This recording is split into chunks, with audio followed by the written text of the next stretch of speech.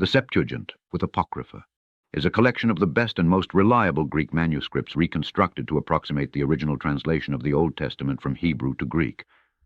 4 Maccabees, read by Alexander Scourby. Chapter 1. As I am going to demonstrate a most philosophical proposition, namely that religious reasoning is absolute master of the passions, I would willingly advise you to give the utmost heed to philosophy. For reason is necessary to everyone as a step to science, and more especially does it embrace the praise of prudence, the highest virtue. If, then, reasoning appears to hold the mastery over the passions which stand in the way of temperance, such as gluttony and lust, it surely also and manifestly has the rule over the affections which are contrary to justice, such as malice, and of those which are hindrances to manliness, as wrath and pain and fear. How then is it, perhaps some may say, that reasoning, if it rule the affections, is not also master of forgetfulness and ignorance? They attempt a ridiculous argument. For reasoning does not rule over its own affections, but over such as are contrary to justice and manliness and temperance and prudence, and yet over these, so as to withstand without destroying them. I might prove to you, from many other considerations, that religious reasoning is sole master of the passions, but I shall prove it with the greatest force from the fortitude of Eleazar, and 7 brethren and their mother, who suffered death in defense of virtue.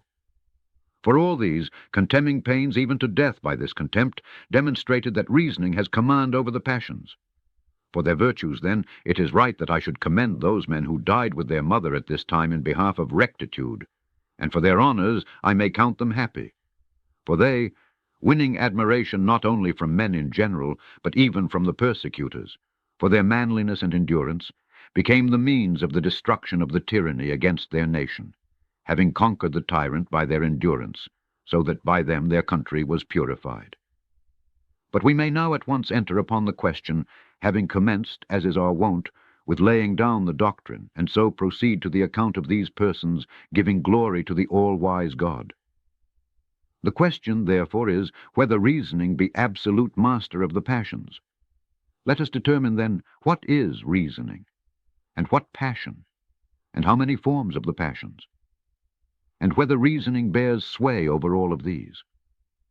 Reasoning is, then, intellect accompanied by a life of rectitude, putting foremost the consideration of wisdom. And wisdom is a knowledge of divine and human things, and of their causes. And this is contained in the education of the law, by means of which we learn divine things reverently, and human things profitably. And the forms of wisdom are prudence and justice, and manliness, and temperance. The leading one of these is prudence, by whose means, indeed, it is that reasoning bears rule over the passions. Of the passions, pleasure and pain are the 2 most comprehensive, and they also by nature refer to the soul. And there are many attendant affections surrounding pleasure and pain. Before pleasure is lust, and after pleasure joy, and before pain is fear, and after pain is sorrow. Wrath is an affection, common to pleasure and to pain, if anyone will pay attention when it comes upon him. And there exists in pleasure a malicious disposition, which is the most multiform of all the affections. In the soul it is arrogance, and love of money, and vaingloriousness, and contention, and faithlessness, and the evil eye. In the body it is greediness, and gormandizing, and solitary gluttony. As pleasure and pain are, therefore, 2 growth of the body and the soul, so there are many offshoots of these passions. And reasoning, the universal husbandman, purging and pruning these severally, and binding round, and watering, and transplanting, in every way improves the materials of the morals and affections. For reasoning is the leader of the virtues, but it is the sole ruler of the passions. Observe then first, through the very things which stand in the way of temperance, that reasoning is absolute ruler of the passions. Now temperance consists of a command over the lusts, but of the lusts some belong to the soul, others to the body, and over each of these classes the reasoning appears to bear sway. For whence is it, otherwise, that when urged on to forbidden meats we reject the gratification which would ensue from them? Is it not because reasoning is able to command the appetites? I believe so. Hence it is, then, that when lusting after water animals and birds and four-footed beasts, and all kinds of food which are forbidden us by the law, we withhold ourselves through the mastery of reasoning. For the affections of our appetites are resisted by the temperate understanding, and bent back again, and all the impulses of the body are reined in by reasoning. Chapter 2. And what wonder if the lusts of the soul, after participation with what is beautiful, are frustrated? On this ground, therefore, the temperate Joseph is praised in that, by reasoning, he subdued on reflection the indulgence of sense. For although young and ripe for sexual intercourse, he abrogated by reasoning the stimulus of his passions. And it is not merely the stimulus of sensual indulgence, but that of every desire, that reasoning is able to master. For instance, the law says, "You shall not covet your neighbor's wife, nor anything that belongs to your neighbor." Now then, since it is the law which has forbidden us to desire, I shall much the more easily persuade you that reasoning is able to govern our lusts, just as it does the affections which are impediments to justice. Since in what way is a solitary eater and a glutton and a drunkard reclaimed, unless it be clear that reasoning is lord of the passions? A man, therefore, who regulates his course by the law, even if he be a lover of money, straightway puts force upon his own disposition, lending to the needy without interest, and cancelling the debt of the incoming Sabbath. And should a man be parsimonious, he is ruled by the law acting through reasoning, so that he does not glean his harvest crops, nor vintage. And in reference to other points, we may perceive that it is reasoning that conquers his passions. For the law conquers even affection toward parents, not surrendering virtue on their account. And it prevails over marriage love, condemning it when transgressing law. And it lords it over the love of parents toward their children, for they punish them for vice. And it domineers over the intimacy of friends, reproving them when wicked. And think it not a strange assertion that reasoning can in behalf of the law conquer even enmity. It allows not to cut down the cultivated herbage of an enemy, but preserves it from the destroyers, and collects their fallen ruins. And reason appears to be master of the more violent passions, as love of empire and empty boasting and slander. For the temperate understanding repels all these malignant passions, as it does wrath, for it masters even this. Thus Moses, when angered against Dathan and Abiram, did nothing to them in wrath, but regulated his anger by reasoning. For the temperate mind is able, as I said, to be superior to the passions, and to transfer some and destroy others. For why else does our most wise father Jacob blame Simeon and Levi for having irrationally slain the whole race of the Shechemites, saying, "Cursed be their anger"? For if reasoning did not possess the power of subduing angry affections, he would not have spoken thus. For at the time when God created man, he implanted within him his passions and moral nature. And at that time he enthroned above all the holy leader mind through the medium of the senses. And he gave a law to this mind, by living according to which it will maintain a temperate and just and good and manly reign. How then a man may say, if reasoning be master of the passions, has it no control over forgetfulness and ignorance? Chapter 3. The argument is exceedingly ridiculous. For reasoning does not appear to bear sway over its own affections, but over those of the body, in such a way as that any one of you may not be able to root out desire, but reasoning will enable you to avoid being enslaved to it. One may not be able to root out anger from the soul, but it is possible to withstand anger. Any one of you may not be able to eradicate malice, but reasoning has force to work with you to prevent you yielding to malice. For reasoning is not an eradicator, but an antagonist of the passions. And this may be more clearly comprehended from the thirst of King David. For after David had been attacking the Philistines the whole day, he with the soldiers of his nation killed many of them. Then, when evening came, sweating and very weary, he came to the royal tent, about which the entire host of our ancestors was encamped. Now all the rest of them were at supper. But the king, being very much thirsty, although he had numerous springs, could not by their means quench his thirst. But a certain irrational longing for the water in the enemy's camp grew stronger and fiercer upon him, and consumed him with languish. Therefore his bodyguards being troubled at this longing of the king, 2 valiant young soldiers, reverencing the desire of the king, put on their panoplies, and taking a pitcher, got over the ramparts of the enemies. And unperceived by the guardians of the gate, they went throughout the whole camp of the enemy in quest. And having boldly discovered the fountain, they filled out of it the draught for the king. But he, though parched with thirst, reasoned that a draught reputed of equal value to blood would be terribly dangerous to his soul.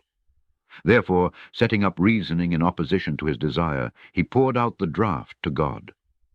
For the temperate mind has power to conquer the pressure of the passions, and to quench the fires of excitement, and to wrestle down the pains of the body, however excessive, and, through the excellency of reasoning, to abominate all the assaults of the passions. But the occasion now invites us to give an illustration of temperate reasoning from history. For at a time when our fathers were in possession of undisturbed peace through obedience to the law, and were prosperous, so that Seleucus, Nicanor, the king of Asia, both assigned them money for divine service and accepted their form of government, then certain persons, bringing in new things contrary to the general unanimity, in various ways fell into calamities. Chapter 4. For a certain man named Simon, who was in opposition to Onias, who once held the high priesthood for life, and was an honorable and good man, after that by slandering him in every way he could not injure him with the people, went away as an exile, with the intention of betraying his country. Whence coming to Apollonius, the military governor of Syria, and Phoenicia and Cilicia, he said, having good will to the king's affairs, I am come to inform you that infinite private wealth is laid up in the treasuries of Jerusalem, which do not belong to the temple, but pertain to King Seleucus. Apollonius, acquainting himself with the particulars of this, praised Simon for his care of the king's interests, and going up to Seleucus, informed him of the treasure, and getting authority about it, and quickly advancing into our country with the accursed seamen and a very heavy force, he said that he came with the commands of the king, that he should take the private money of the treasure. And the nation, indignant at this proclamation, and replying to the effect that it was extremely unfair that those who had committed deposits to the sacred treasury should be deprived of them, resisted as well as they could. But Apollonius went away with threats into the temple. And the priests, with the women and children having supplicated God to throw his shield over the holy, despised place, and Apollonius going up with his armed force to the seizure of the treasure, there appeared from heaven angels riding on horseback, all radiant in armor, filling them with much fear and trembling.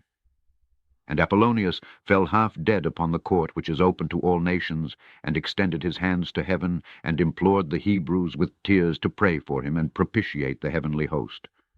For he said that he had sinned, so as to be consequently worthy of death, and that if he were saved, he would celebrate to all men the blessedness of the holy place. Onias, the high priest, induced by these words, although for other reasons anxious that King Seleucus should not suppose that Apollonius was slain by human device, and not by divine punishment, prayed for him. And he, being thus unexpectedly saved, departed to manifest to the king what had happened to him. But on the death of Seleucus the king, his son Antiochus Epiphanes succeeds to the kingdom, a man of haughty pride and terrible, who, having deposed Onias from the high priesthood, appointed his brother Jason to be high priest, who had made a covenant, if he would give him this authority, to pay yearly 3,660 talents. And he committed to him the high priesthood and rulership over the nation. And he both changed the manner of living of the people, and perverted their civil customs into all lawlessness, so that he not only erected a gymnasium on the very citadel of our country, but neglected the guardianship of the temple. At which divine vengeance being grieved, instigated Antiochus himself against them. For being at war with Ptolemy in Egypt, he heard that on a report of his death being spread abroad, the inhabitants of Jerusalem had exceedingly rejoiced, and he quickly marched against them.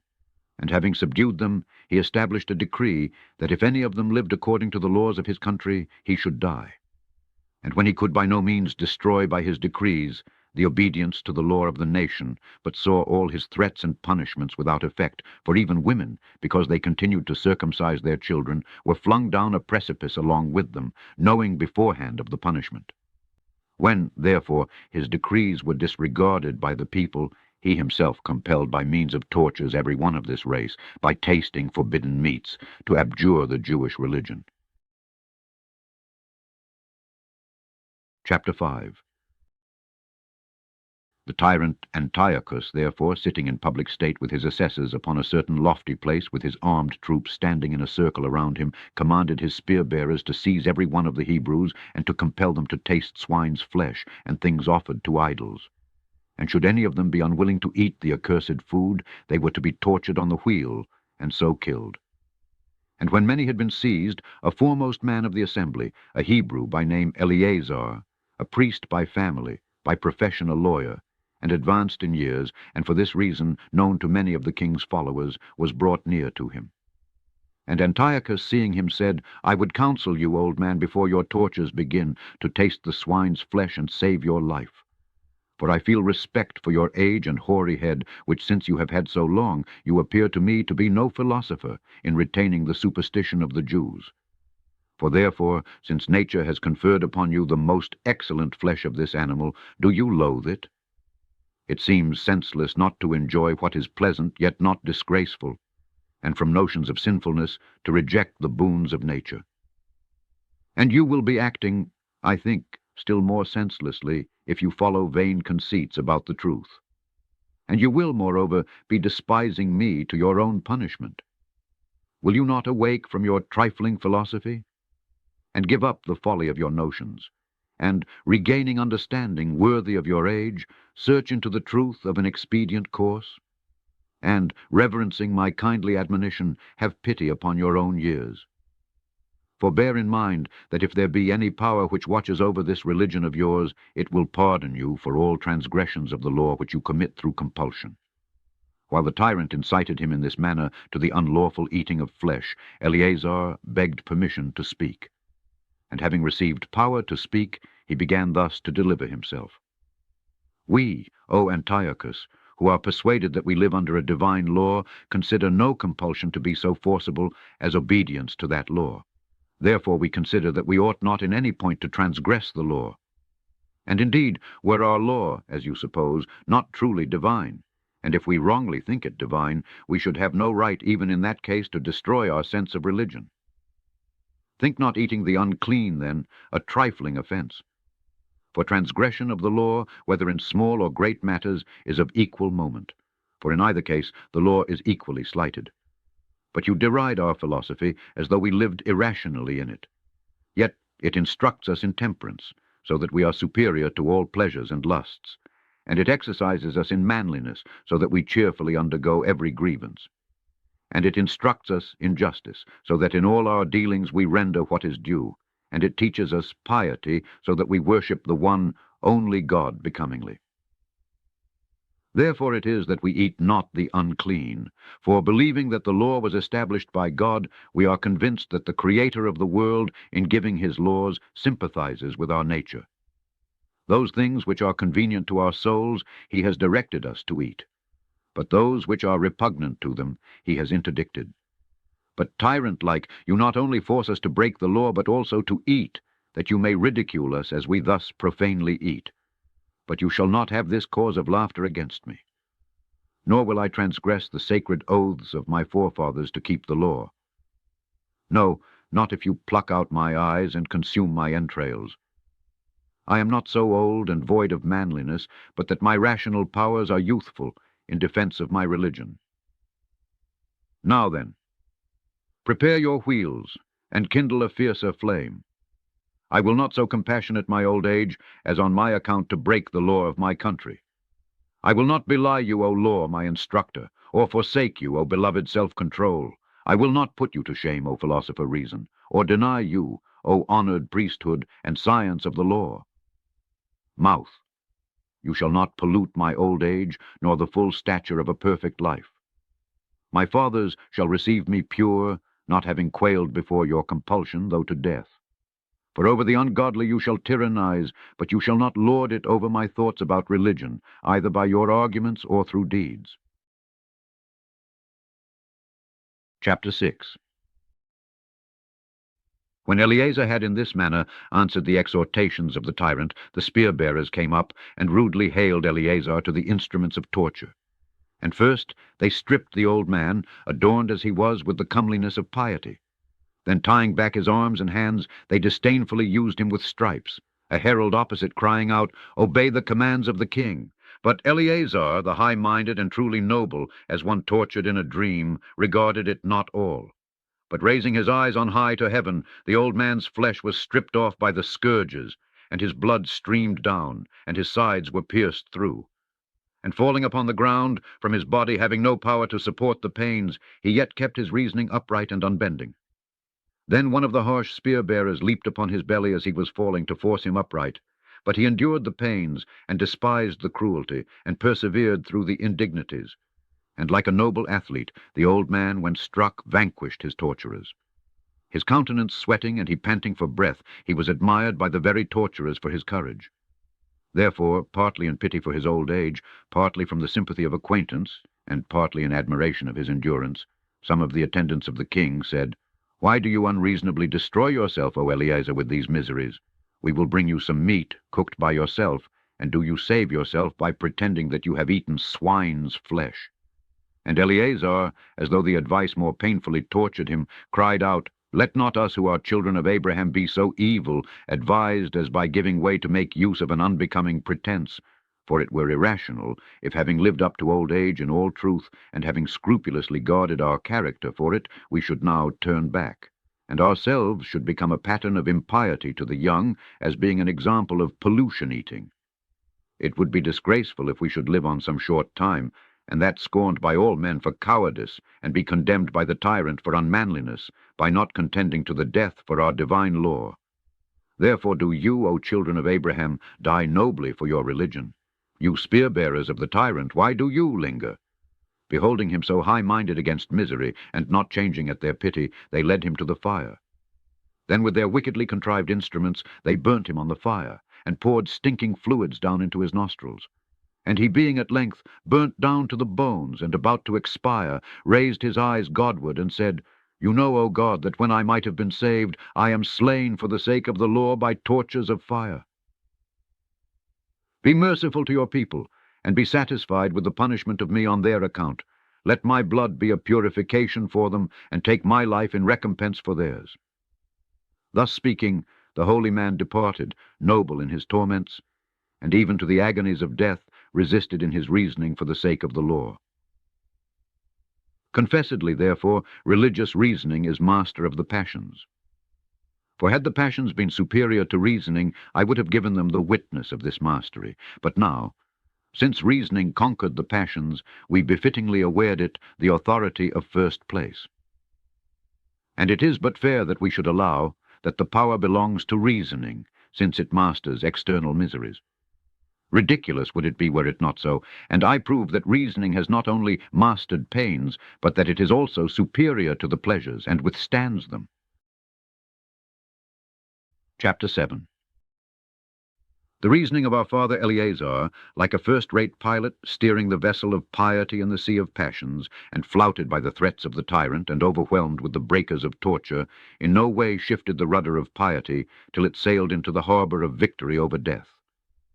Not so has ever a city, when besieged, held out against many and various machines, as did that holy man, when his pious soul was tried with the fiery trial of tortures and rackings, move his besiegers through the religious reasoning that shielded him. For Father Eleazar, projecting his disposition, broke the raging waves of the passions, as with a jutting promontory. O priest, worthy of the priesthood, you did not pollute your sacred teeth, nor make your appetite, which had always embraced the clean and lawful, a partaker of profanity. O harmonizer with the law, and sage devoted to a divine life. Of such a character ought those to be who perform the duties of the law at the risk of their own blood, and defend it with generous sweat by sufferings even to death. You, Father, have gloriously established our right government by your endurance, and making of much account our service past, prevented its destruction, and by your deeds have made credible the words of philosophy. O aged man, of more power than torches, elder more vigorous than fire, greatest king over the passions, Eleazar, for as Father Aaron, armed with a censer, hastening through the consuming fire, vanquished the flame-bearing angel, so Eleazar, the descendant of Aaron, wasted away by the fire, did not give up his reasoning. And what is most wonderful, though an old man, though the labors of his body were now spent, and his fibers were relaxed, and his sinews worn out, he recovered youth. By the spirit of reasoning and the reasoning of Isaac, he rendered powerless the many-headed instrument. O blessed old age, and reverend hoar head, and life obedient to the law, which the faithful seal of death perfected. If, then, an old man, through religion, despised tortures even to death, confessedly religious reasoning is ruler of the passions. But perhaps some might say, it is not all who conquer passions, as all do not possess wise reasoning. But they who have meditated upon religion with their whole heart, these alone can master the passions of the flesh, they who believe that to God they die not. For, as our forefathers, Abraham, Isaac, Jacob, they lived to God.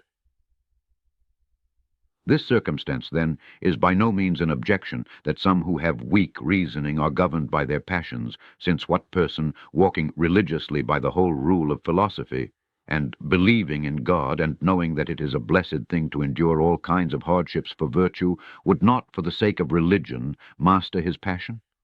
For the wise and brave man only is lord over his passions. Whence it is that even boys, imbued with the philosophy of religious reasoning, have conquered still more bitter tortures. For when the tyrant was manifestly vanquished in his first attempt, in being unable to force the old man to eat the unclean thing. Chapter 8. Then indeed, vehemently swayed with passion, he commanded to bring others of the adult Hebrews, and if they would eat of the unclean thing, to let them go when they had eaten, but if they objected, to torment them more grievously. The tyrant having given this charge, 7 brethren were brought into his presence, along with their aged mother, handsome and modest and well-born, and altogether comely. Whom, when the tyrant saw encircling their mother as in a dance, he was pleased at them, and being struck with their becoming and ingenuous mien, smiled upon them, and calling them near, said, O youths, with favorable feelings, I admire the beauty of each of you, and greatly honoring so numerous a band of brethren, I not only counsel you not to share the madness of the old man who has been tortured before, but I do beg you to yield, and to enjoy my friendship.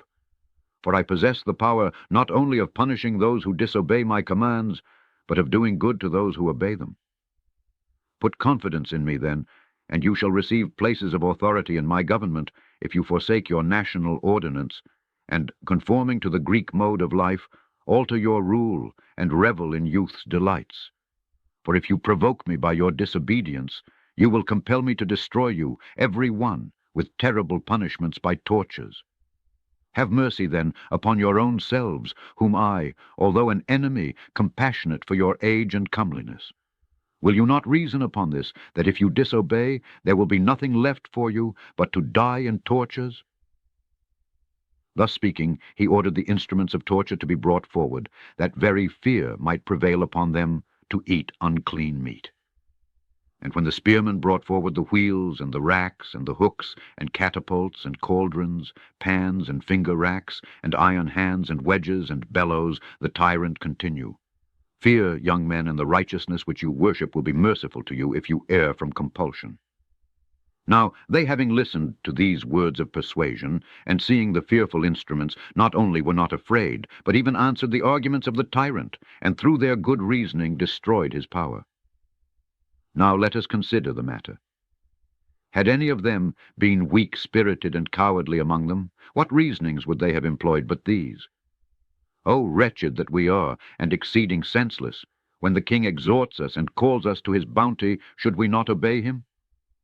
Why do we cheer ourselves with vain counsels, and venture upon a disobedience bringing death? Shall we not fear, O brethren, the instruments of torture, and weigh the threatenings of torment, and shun this vain glory and destructive pride? Let us have compassion upon our age, and relent over the years of our mother. And let us bear in mind that we shall be dying as rebels. And divine justice will pardon us if we fear the king through necessity. Why withdraw ourselves from a most sweet life, and deprive ourselves of this pleasant world? Let us not oppose necessity, nor seek vain glory by our own excruciation. The law itself is not forward to put us to death if we dread torture. Whence has such angry zeal taken root in us, and such fatal obstinacy approved itself to us, when we might live unmolested by the king? But nothing of this kind did the young men say or think when about to be tortured, for they were well aware of the sufferings, and masters of the pains, so that as soon as the tyrant had ceased counseling them to eat the unclean, they all together with one voice, as from the same heart, said, Chapter 9. Why delay you, O tyrant? For we are readier to die than to transgress the injunctions of our fathers, and we should be disgracing our fathers if we did not obey the law and take knowledge for our guide. O tyrant, counselor of law-breaking, do not, hating us as you do, pity us more than we pity ourselves, for we account escape to be worse than death. And you think to scare us by threatening us with death by tortures, as though you had learned nothing by the death of Eleazar. But if aged men of the Hebrews have died in the cause of religion after enduring torture, more rightly should we younger men die, scorning your cruel tortures, which our aged instructor overcame. Make the attempt then, O tyrant, and if you put us to death for our religion, think not that you harm us by torturing us. For we through this ill treatment and endurance shall bear off the rewards of virtue. But you, for the wicked and despotic slaughter of us, shall, from the divine vengeance, endure eternal torture by fire. When they had thus spoken, the tyrant was not only exasperated against them as being refractory, but enraged with them as being ungrateful.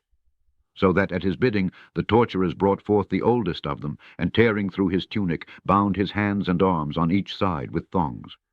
And when they had labored hard without effect in scourging him, they hurled him upon the wheel. And the noble youth, extended upon this, became dislocated. And with every member disjointed he exclaimed in expostulation, O most accursed tyrant, and enemy of heavenly justice, and cruel-hearted, I am no murderer, nor sacrilegious man whom you thus ill-usest, but a defender of the divine law. And when the spearmen said, Consent to eat, that you may be released from your tortures, he answered, Not so powerful, O accursed ministers, is your wheel, as to stifle my reasoning, cut my limbs, and burn my flesh, and twist my joints. For through all my torments I will convince you that the children of the Hebrews are alone unconquered in behalf of virtue. While he was saying this, they heaped up fuel, and setting fire to it, strained him upon the wheel still more. And the wheel was defiled all over with blood, and the hot ashes were quenched by the droppings of gore, and pieces of flesh were scattered about the axles of the machine. And although the framework of his bones was now destroyed, the high-minded and Abrahamic youth did not groan, but, as though transformed by fire into immortality, he nobly endured the racking, saying, Imitate me, O brethren, nor ever desert your station, nor abjure my brotherhood in courage. Fight the holy and honorable fight of religion, by which means our just and paternal providence, becoming merciful to the nation, will punish the pestilent tyrant. And saying this, the revered youth abruptly closed his life. And when all admired his courageous soul, the spearmen brought forward him who was second in point of age, and having put on iron hands, bound him with pointed hooks to the catapult. And when, on inquiring whether he would eat before he was tortured, they heard his noble sentiment, after they with the iron hands had violently dragged all the flesh from the neck to the chin, the panther-like beasts tore off the very skin of his head. But he, bearing with firmness this misery, said, How sweet is every form of death for the religion of our fathers! And he said to the tyrant, Thinkest you not, most cruel of all tyrants, that you are now tortured more than I? Finding your overweening conception of tyranny conquered by our patience in behalf of our religion? For I lighten my suffering by the pleasures which are connected with virtue. But you are tortured with threatenings for impiety, and you shall not escape, most corrupt tyrant, the vengeance of divine wrath. Chapter 10. Now this one, having endured this praiseworthy death, the third was brought along, and exhorted by many to taste and save his life. But he cried out and said, Know you not that the father of those who are dead became the father of me also, and that the same mother bare me, and that I was brought up in the same tenets? I abjure not the noble relationship of my brethren. Now then, whatever instrument of vengeance you have, apply it to my body, for you are not able to touch, even if you wish it, my soul. But they, highly incensed at his boldness of speech, dislocated his hands and feet with racking engines, and wrenching them from their sockets, dismembered him. And they dragged round his fingers and his arms and his legs and his ankles. And not being able by any means to strangle him, they tore off his skin together with the extreme tips of his fingers, flayed him, and then haled him to the wheel, around which his vertebral joints were loosened. And he saw his own flesh torn to shreds, and streams of blood flowing from his entrails. And when about to die, he said, We, O accursed tyrant, suffer this for the sake of divine education and virtue. But you, For your impiety and blood-shedding shall endure indissoluble torments. And thus, having died worthily of his brethren, they dragged forward the fourth, saying, Do not you share the madness of your brethren, but give regard to the king, and save yourself. But he said to them, You have not a fire so scorching as to make me play the coward. By the blessed death of my brethren, and the eternal punishment of the tyrant, and the glorious life of the pious, I will not repudiate the noble brotherhood. Invent, O tyrant, tortures, that you may learn, even through them, that I am the brother of those tormented before. When he had said this, the bloodthirsty and murderous and unhallowed Antiochus ordered his tongue to be cut out. But he said, Even if you take away the organ of speech, yet God hears the silent. Behold, my tongue is extended, cut it off. For not for that halt you extirpate our reasoning. Gladly do we lose our limbs in behalf of God. But God shall speedily find you, since you cut off the tongue, the instrument of divine melody. Chapter 11. And when he had died, disfigured in his torments, the fifth leaped forward and said, I intend not, O tyrant, to get excused from the torment which is in behalf of virtue. But I have come of my own accord, that by the death of me you may owe heavenly vengeance a punishment for more crimes. O you hater of virtue and of men, what have we done that you thus revel in our blood? Does it seem evil to you that we worship the founder of all things, and live according to his surpassing law? But this is worthy of honors, not torments, had you been capable of the higher feelings of men, and possessed the hope of salvation from God. Behold now, being alien from God, you make war against those who are religious toward God. As he said this, the spear-bearers bound him and drew him to the catapult, to which, binding him at his knees and fastening them with iron fetters, they bent down his loins upon the wedge of the wheel, and his body was then dismembered, scorpion fashion. With his breath thus confined and his body strangled, he said, A great favor you bestow upon us, O tyrant, by enabling us to manifest our adherence to the law by means of nobler sufferings. He also, being dead, the sixth, quite a youth, was brought out. And on the tyrant asking him whether he would eat and be delivered, he said, I am indeed younger than my brothers, but in understanding I am as old. For having been born and reared to the same end, we are bound to die also in behalf of the same cause. So that if you think proper to torment us for not eating the unclean, torment.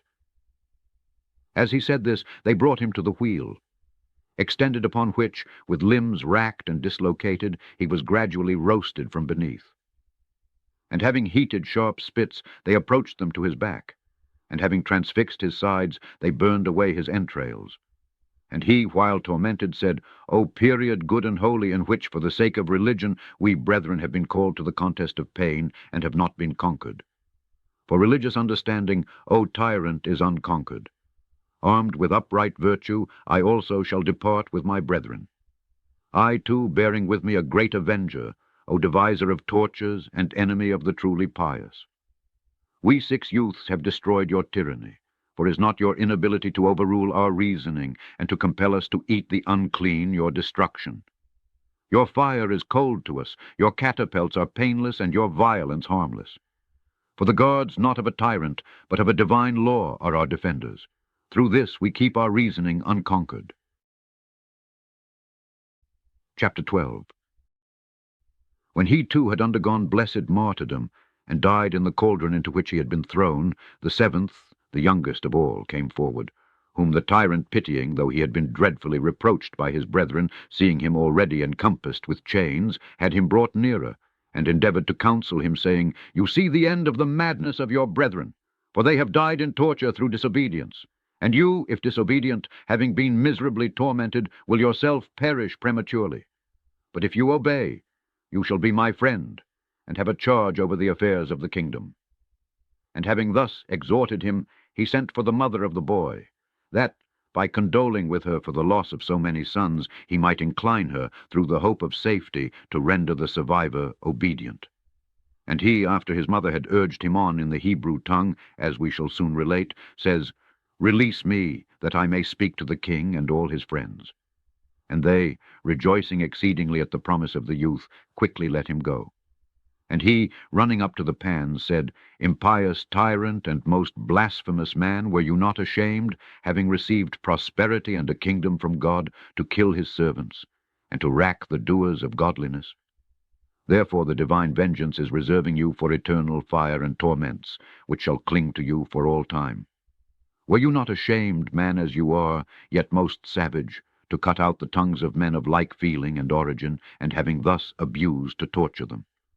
But they, bravely dying, fulfilled their religion towards God. But you shall groan, according to your deserts, for having slain without cause the champions of virtue.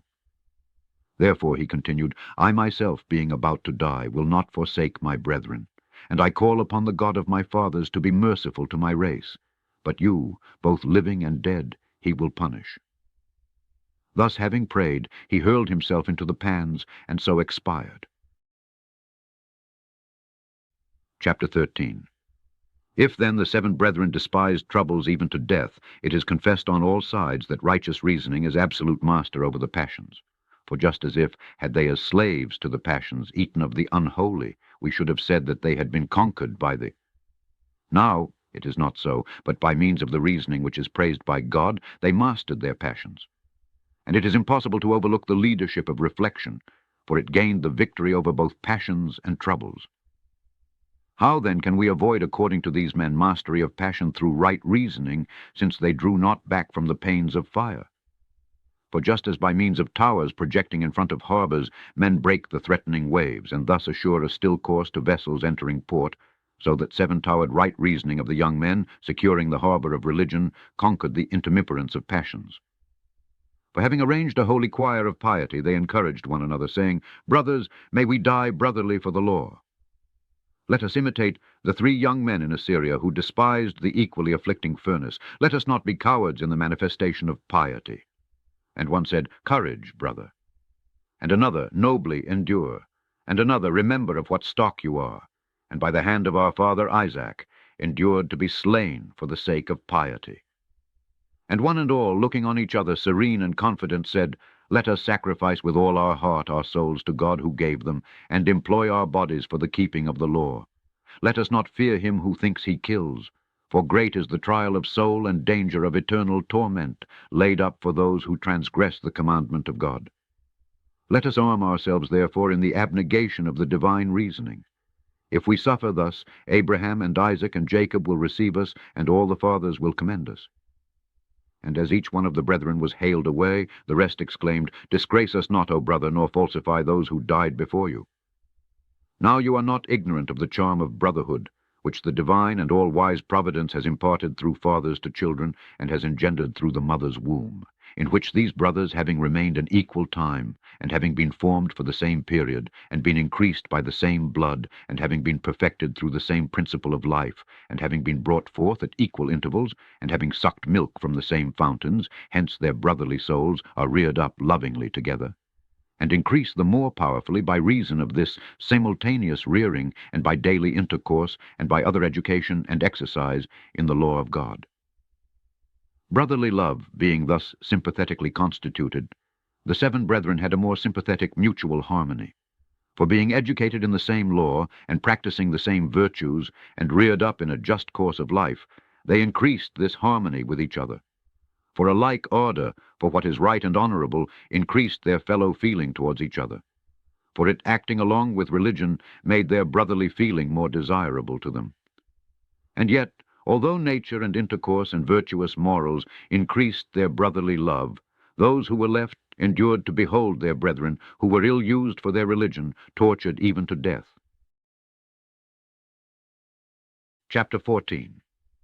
And more than this, they even urged them on to this ill treatment, so that they not only despised pains themselves, but they even got the better of their affections of brotherly love.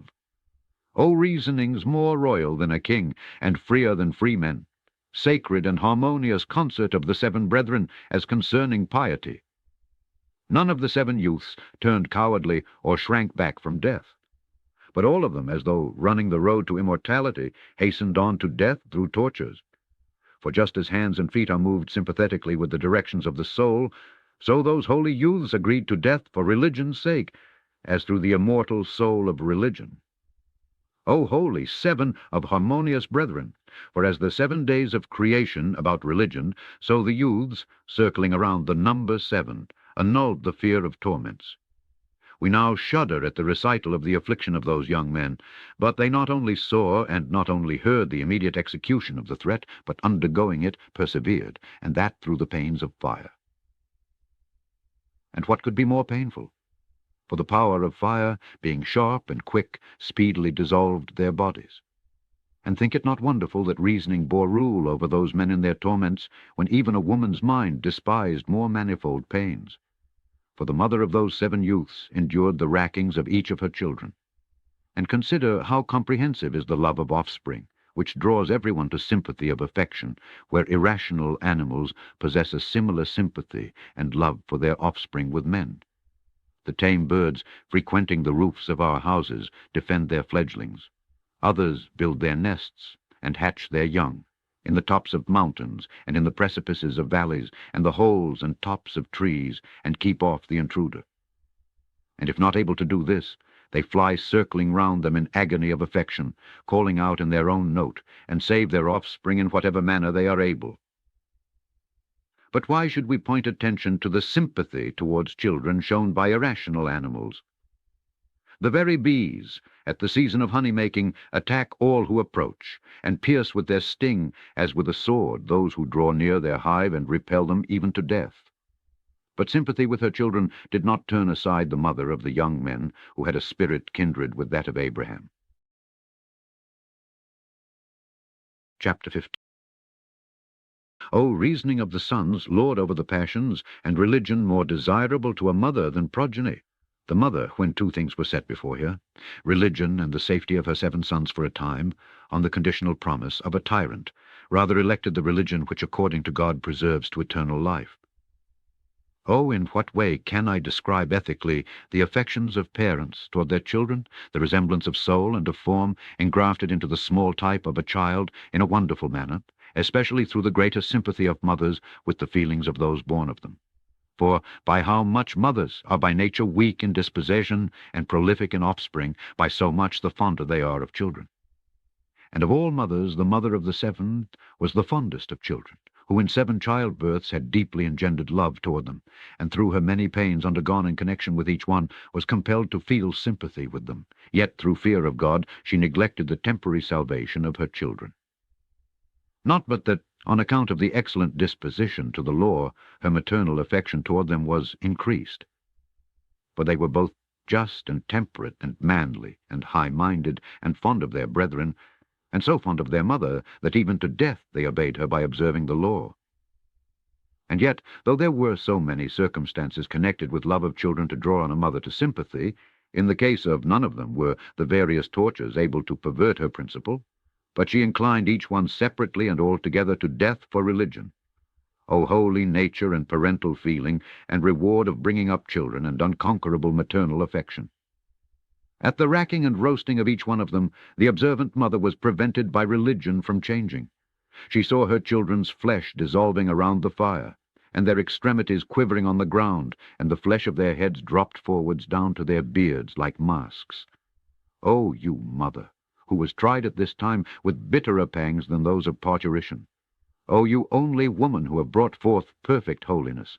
Your firstborn, expiring, turned you not, nor the second looking miserable in his torments, nor the third breathing out his soul, nor when you did behold the eyes of each of them looking sternly upon their tortures, and their nostrils foreboding death. Did you weep? When you did see children's flesh heaped upon children's flesh that had been torn off, heads decapitated upon heads, dead falling upon the dead, and a choir of children turned through torture into a burying ground, you lamented not. Not so do siren melodies or songs of swans attract the hearers to listening, O voices of children calling upon your mother in the midst of torments. With what and what manner of torments was the mother herself tortured, as her sons were undergoing the wheel and the fires! But religious reasoning, having strengthened her courage in the midst of sufferings, enabled her to forego, for the time, parental love. Although beholding the destruction of 7 children, the noble mother, after one embrace, stripped off her feelings through faith in God. For just as in a council room, beholding in her own soul vehement counselors, nature and parentage and love of her children, and the racking of her children, she holding 2 votes, one for the death, the other for the preservation of her children, did not lean to that which would have saved her children for the safety of a brief space. But this daughter of Abraham remembered his holy fortitude. O holy mother of a nation, avenger of the law, whore and defender of religion, and prime bearer in the battle of the affections. O you nobler in endurance than males, and more manly than men in patience! For as the ark of Noah, bearing the world in the world-filling flood, bore up against the waves, so you, the guardian of the law, when surrounded on every side by the flood of passions, and straitened by violent storms, which were the torments of they children, did bear up nobly against the storms against religion. Chapter 16. If then even a woman, and that an aged one, and the mother of 7 children, endured to see her children's torments even to death, confessedly religious reasoning is master even of the passions. I have proved, then, that not only men have obtained the mastery of their passions, but also that a woman despised the greatest torments. And not so fierce were the lions round Daniel, nor the furnace of Misael burning with most vehement fires, as that natural love of children burned within her when she saw her 7 sons tortured. But with the reasoning of religion, the mother quenched passions so great and powerful. For we must consider also this, that had the woman been faint-hearted as being their other, she would have lamented over them, and perhaps might have spoken thus, Ah, wretched I, and many times miserable, who having borne 7 sons have become the mother of none. O 7 useless childbirths, and 7 profitless periods of labor, and fruitless givings of suck, and miserable nursings at the breast. Vainly for your sakes, O sons, have I endured many pangs, and the more difficult anxieties of rearing. Alas of my children, some of you unmarried, and some who have married to no profit, I shall not see your children, nor be felicitated as a grandmother. Ah, that I, who had many and fair children, should be a lone widow full of sorrows! Nor should I die, shall I have a son to bury me. But with such a lament as this, the holy and God-fearing mother bewailed none of them. Nor did she divert any of them from death, nor grieve for them as for the dead. But as one possessed with an adamantine mind, and as one bringing forth again her full number of sons to immortality, she, rather with supplication, exhorted them to death in behalf of religion. O woman, soldier of God for religion, you, aged and a female, have conquered through endurance even a tyrant, and though but weak, have been found more powerful in deeds and words. Children, you stood looking upon Eleazar in torments, and said to your sons in the Hebrew tongue, O sons, noble is the contest, to which you, being called as a witness for the nation, strive zealously for the laws of your country. For it were disgraceful that this old man should endure pains for the sake of righteous, for when you were seized along with your ness, and that you who are younger should be afraid of the tortures. Remember that through God you obtained existence, and have enjoyed it. And on this second account you ought to bear every affliction because of God, for whom also our father Abraham was forward to sacrifice Isaac our progenitor, and shuddered not at the sight of his own paternal hand descending down with the sword upon him. And the righteous Daniel was cast to the lions, and Ananias and Azarias and Misael were slung out into a furnace of fire. Yet they endured through God. You then, having the same faith towards God, be not troubled, for it is unreasonable that they who know religion should not stand up against troubles. With these arguments, the mother of 7, exhorting each of her sons, over-persuaded them from transgressing the commandment of God. And they saw this too, that they who die for God live to God, as Abraham and Isaac and Jacob and all the patriarchs. Chapter 17. And some of the spear-bearers said that when she herself was about to be seized for the purpose of being put to death, she threw herself upon the pile, rather than they should touch her person. O you mother, who together with 7 children did destroy the violence of the tyrant, and render void his wicked intentions, and exhibit the nobleness of faith! For you, as an house bravely built upon the pillar of your children, did bear without swaying the shock of tortures.